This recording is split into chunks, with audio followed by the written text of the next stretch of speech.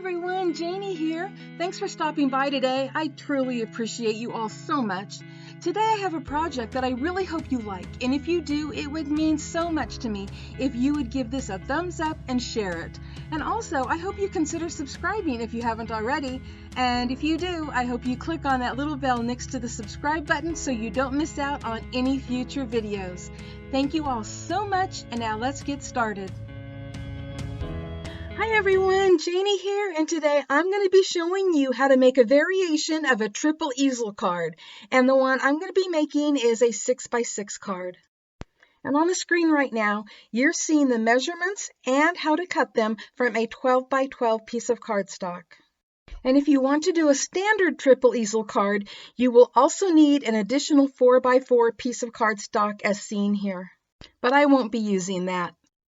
So the reason that I'm making mine 6x6 is because I really love this autumn garden paper pack that I got from In Love Arts. And when I used it for last week's project, I really didn't feel that I showcased it well. And so for this card, I'm actually going to be using 2 full sheets from that pack.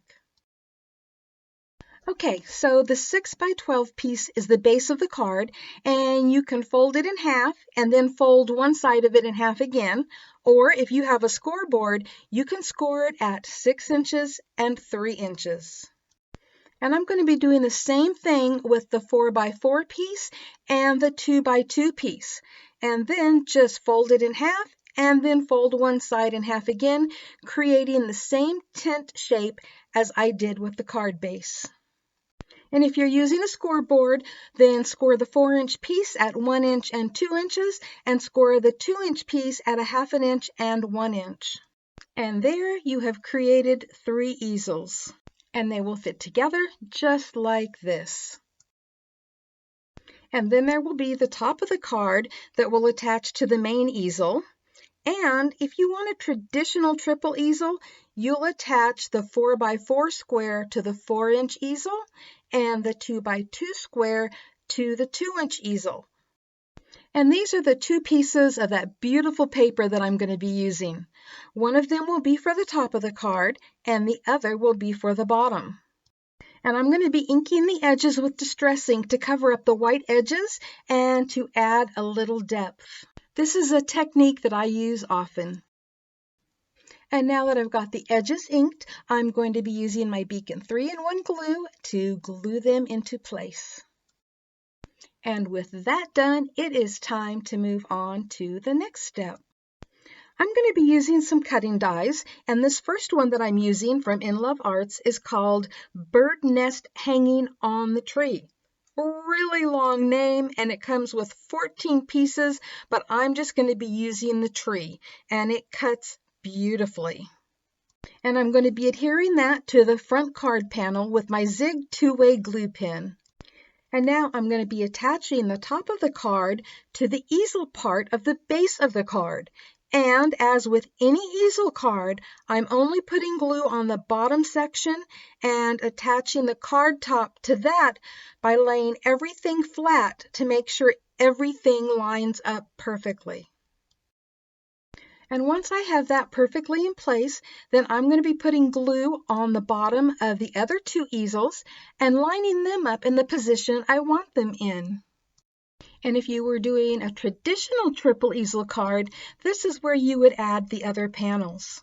And those panels can be decorated or have sentiments on them or however you'd like to do it.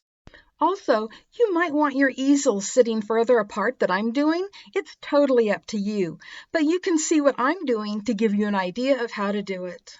Instead of using those panels, I'm going to be creating a scene, and I'm going to be using the Thanksgiving Hedgehog stamp and die set from In Love Arts to cut out all of the pieces I need to create the scene that I'm going to be putting on the card.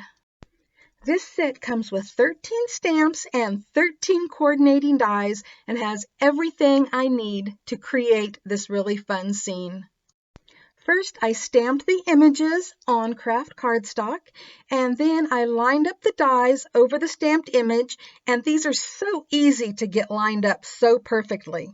And once I have them all cut out, then I did a little coloring with my colored pencils.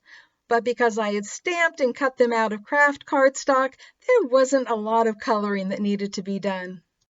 And then I used a little liquid glass from Close to My Heart to add some glossy shine to those apples.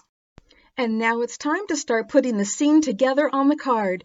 And since the tutorial part of this is over, I'll let you listen to a little music while I finish things up.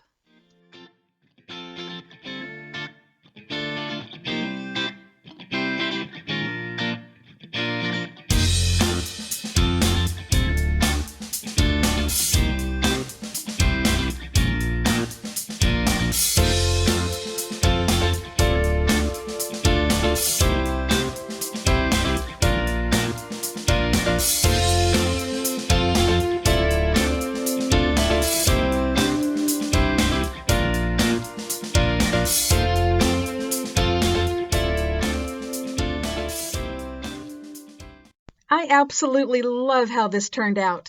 I love all the dimension and the cute little scene I was able to create using the Thanksgiving Hedgehog stamp and die set, which, by the way, I'll have a link below in the description box to that, as well as a 25% off discount code to In Love Arts should you decide to shop there.